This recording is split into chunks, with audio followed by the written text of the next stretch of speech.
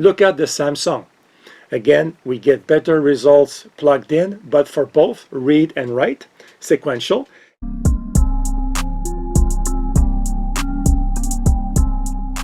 Hello guys, welcome to my channel. I am Daniel. I have my new Inspiron 15, the model 5505. This one comes with the Ryzen 7 processor, the 4700U model. Now, when you get this new, you get only 8 gigs of RAM and you get an NVMe SSD that is only 256 gigabytes. So this video is going to be about upgrading the memory, installing a second SSD. There's a slot for a second one, and I'm going to show you here. We're going to do a Geekbench, a Cinebench, and a Crystal Disk Mark. So we're going to test the speed of the new NVMe compared to the stock one, and also we'll see if the laptop is faster with 16 gigs of RAM versus 8. So this is the NVMe I decided to buy here, the Samsung 970 Plus. It's a good one. It doesn't get hot, which is important in a laptop. You don't have a lot of space for venting like a desktop. And it's the same as I have in my Ryzen 5 overclock desktop, and I have videos on my channel about that. So we're going to test the speed to see if there is a difference in this NVMe in a laptop versus a desktop. And this is my memory here. I bought from Crystal a second 8 gigabytes. Hopefully it is compatible with the one that Dell has already. It's not clear in the specs. I sent an email to Dell. They have 2 different models on their website, and they say one is compatible and they say the second one may not be compatible. So when I saw that, I thought, you know what, I'm going to buy Crystal. I like the company. And then you have also a kit that you will need because the laptop does not come with screws to tighten a second NVMe SSD. So this kit, I'm going to put the link in the video description. $5. It comes with a magnetic screwdriver, which is good when you handle small screws. It comes with a heat sink. Look at that. Useful in a desktop, but I'm not so sure we have the space to install this in the laptop. And last but not least, with the screws to install an NVMe, and also some risers if you install that in a desktop. On a motherboard, you may have to install risers. So now looking at the back of the laptop, I'm going to put it this way. Actually, this way is fine. So we have 1, 2, 3, 4, 5, 6, 7. We have 9 screws. So we're going to remove the screws.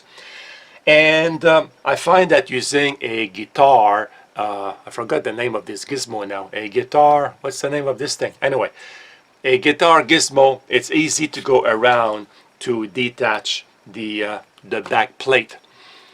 We'll try to see also if this is aluminum or plastic. If you saw my unboxing video and review of the laptop, I was not able to say, like, it's hard to say really, just looking at that here. So we're going to remove the screws.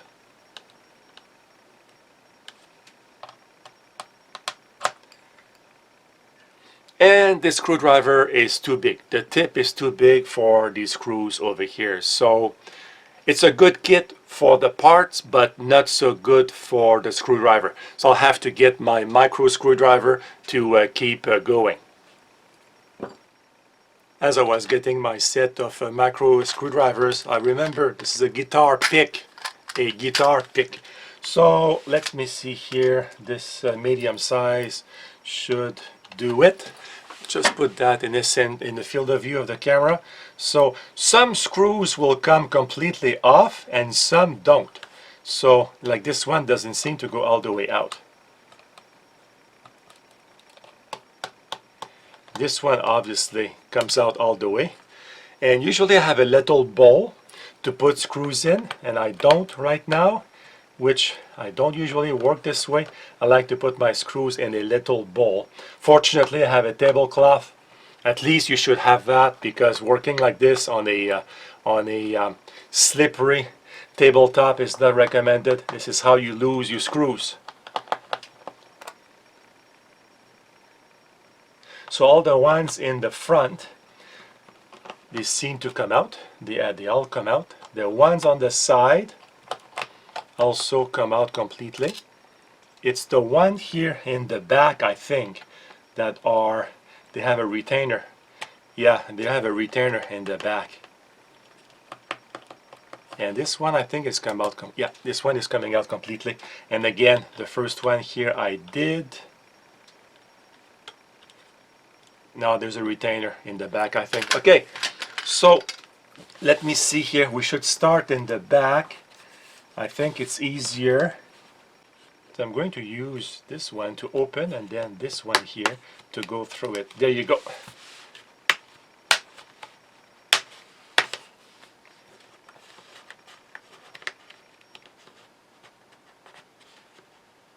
There is a little lock on this side here. I don't know what this is.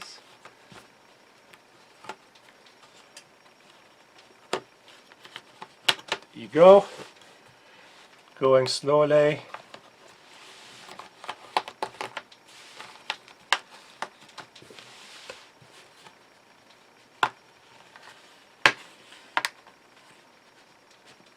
There's a clip in the back, making sure again the screw is all the way out.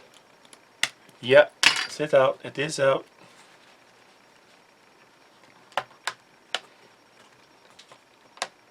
And making sure there is no cable attached to the back. Nope, it is done. So let me put this on the side over here. We'll put this like this here. Again, field of view of the camera. I'm going to zoom in a little more for you guys. There you go. And we'll make some room over here. Okay, so we have the battery here. And the spec is in line with what I said previously. It's a 53 watt hour. We have here our slot for the second NVMe. There is the existing 8 GB here of RAM right here. We will put the second one. I don't know why they have tape over here. They have little pieces of tape. This is interesting. Look at that. It's full of little tape here. Okay, and what else can I show you here? Nothing else basically. There's an arrow here to show M.2. I don't know why. Oh, sorry, 2 screws over here. And oh, this is the oh, it's a Kingston.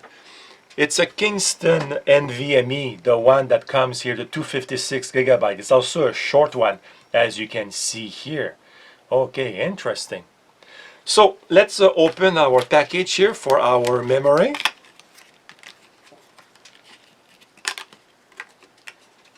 There you go. And according to this side, it goes, it seems to be upside down. So let me remove the tape over here. And just like that. No, it doesn't go this way. It goes this way on this side.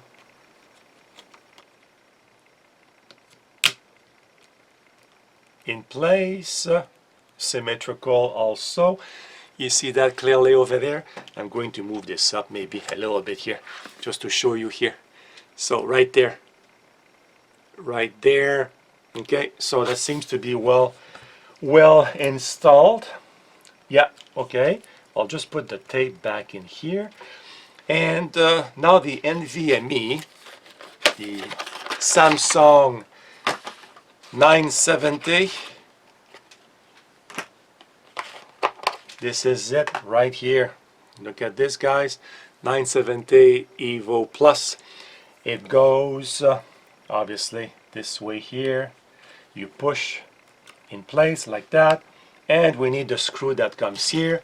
Hopefully we have more luck with the screw than with the screwdriver.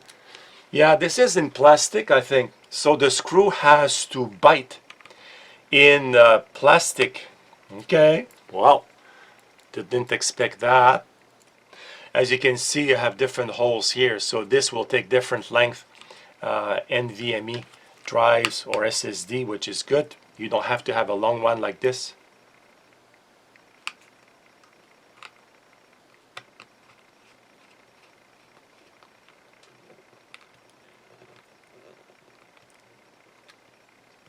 Okay, well, it does bite in plastic, not as much as I would like, unfortunately. Yeah, I think that's fine. But if we look at the design of the back cover over here, it's interesting because there is, as you can see here, there is a heat sink on the back plate or the back cover, and that goes right above the NVMe over here. So that seems to be fine. Like the heatsink that comes in the kit, and I'll show you here, is too thick. Look at that. You can see with the light reflection there, the little fins. This will be too thick to put in here. Yeah, it doesn't work. It's too thick. Okay, that seems to be it, guys. Like, we seem to be in business here. I'm going to put the lid back on. Oh yeah, by the way, is this plastic or aluminum? Plastic. So I don't know. I saw on the Dell website this was made of aluminum. Maybe it's only the display, maybe the lid or the front, not the back plate. This is plastic. After more investigation, I ended up using a small riser that came in the kit, as you can see, and I put it there in the plastic post. But because it didn't screw in, I just glued it in the post, so I'll be able now to screw the SSD onto that metal riser.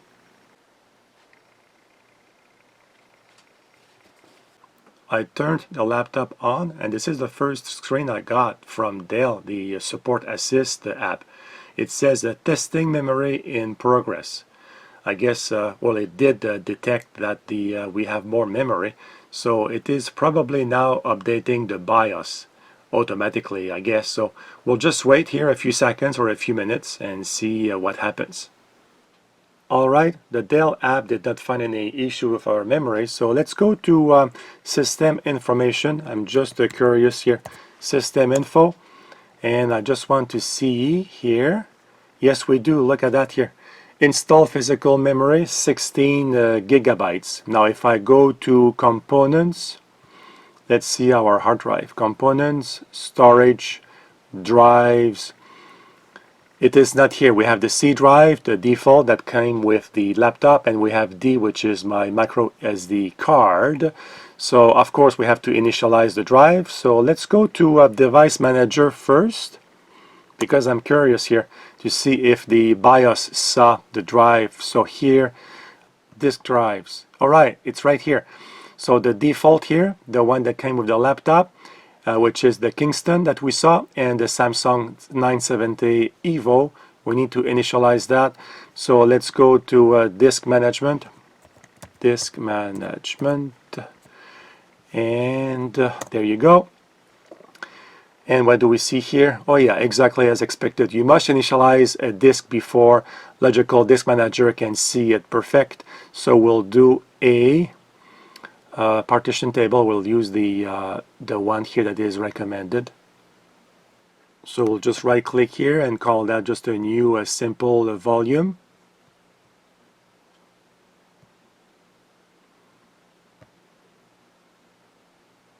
And we'll call this E for now, but I'm going to change that later to a D.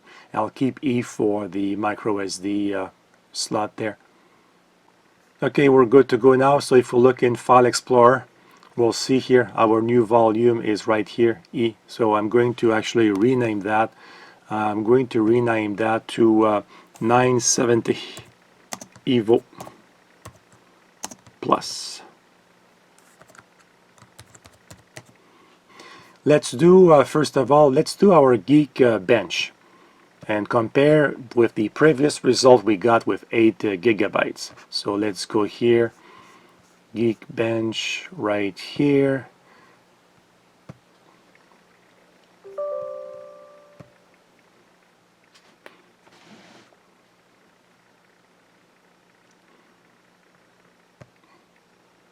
Okay, so let's run CPU benchmark.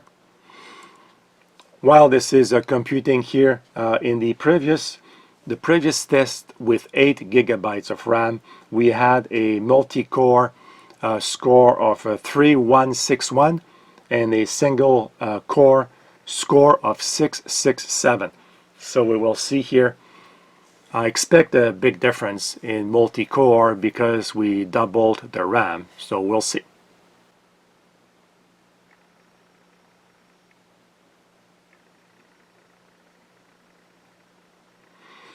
Okay, so as expected, here we got 4199 instead of the previous 3161. So this is very good here.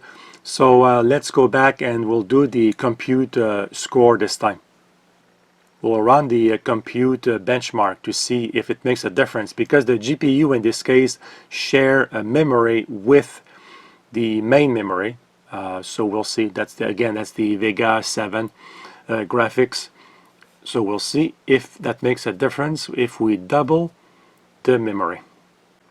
6727. So if we look at the results, I'll go to my account here and profile. So let's look at that here. So this was, like I said before, the previous benchmark with 8 gigabytes. This is the new one with 16.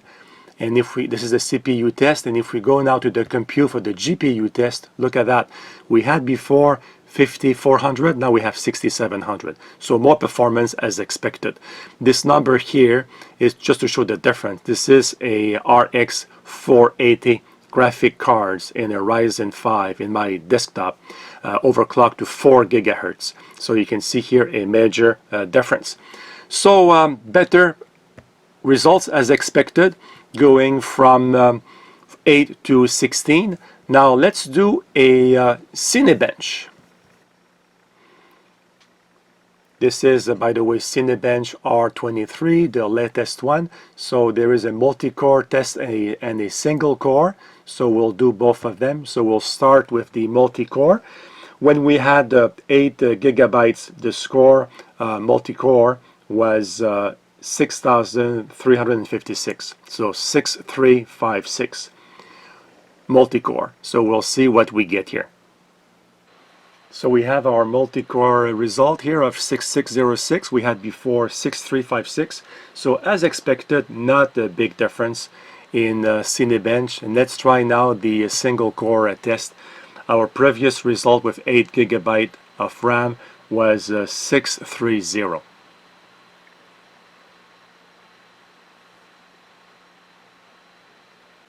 Now let's do our crystal disk mark and to compare the speed between the C drive and the new D drive. So let's go to download here, and we have disk mark over here and this one here, 64 bits. So I'll just minimize the background here. Okay, make sure we have NVMe in the settings. Yes, we do. This is the C drive, so we'll do the C drive first and see what we get.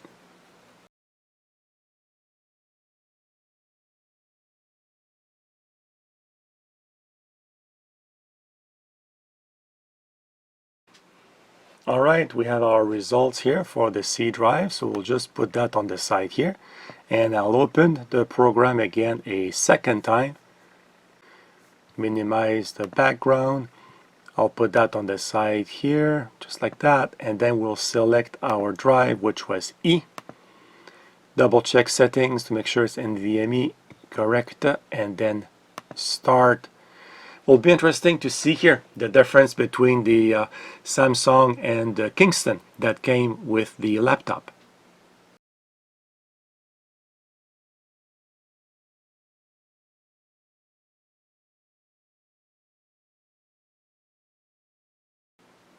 Alright, the test is not complete with the Samsung. As you can see, a little better than the Kingston. Still here below what Samsung claims for the speed of this SSD, so I'm not sure why we are below here. Now I decided to install Samsung Magician to see if I can improve the performance on the Samsung SSD. So on the summary page here, we see the temperature of the drive, Samsung and the Kingston over here. And if I go to performance optimization, The SSD does not support rapid mode. This is the Samsung, sorry, the Kingston. Now if I go to the Samsung, now click on Optimize Drives, select E of course, and then click on Optimize, and we'll see what happens.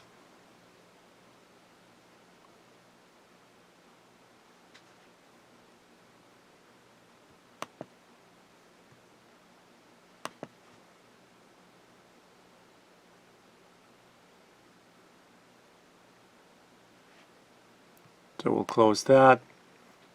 Now we'll go to a performance benchmark, and we'll use the Samsung first and do a start and see what kind of result we get for read and write, and also random read and write.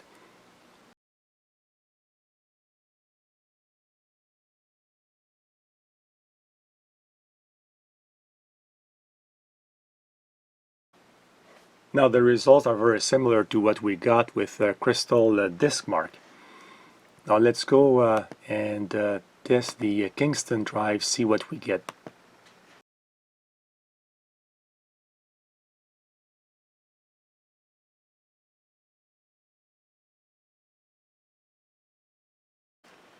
And the results are very similar to what we got with Crystal Disk Mark. And on the summary page we have the information here of our two benchmarks with the two drives. So guys, like we saw, better results across the board with 16 gigabytes of RAM versus 8 gigabytes. But I was puzzled by the results we got for the two NVMe drives. So I did some research, and it took me like a full day basically to do this video. What I found out is that some laptops, maybe all laptops, have some kind of a circuit to limit the power of NVMe drives when they operate in battery mode. Apparently, they need to do that to prolong or to have a longer battery life. So I redid all my tests with the laptop plugged in, and look at the results, look at the difference here. If we look at the Kingston first, we get here better results in sequential read, but no change in sequential write, which is very strange, and I cannot explain that. About the same results with random access. Look at the Samsung. Again, we get better results plugged in, but for both read and write, sequential, and for random it's about the same. Now if you compare Kingston and Samsung, as I had expected, the Samsung is a faster drive than the Kingston that comes with this laptop. And finally, I know the results are good this time because if you compare now, you can see the laptop NVMe Samsung, sorry, and the same drive in my desktop, the same NVMe 970 Plus. Look at the results, they are identical except for the random write, and I cannot explain that. I'm just wondering if it's because the laptop is like, the NVMe is kind of empty and my desktop is half full, so I wonder if that would make a difference in the write, but I'm not sure. So I feel better now. I know that this drive performs the same in the laptop as in my desktop, so I'm okay. But I know also that when I run in battery mode, I basically get about half the performance versus plugged in. So that's interesting. So I hope you found this review interesting, guys. And as always, if you have any questions about something that I said or maybe I did not cover, let me know in the comments below and I'll get back to you as soon as I can. Have a great day. Goodbye, guys.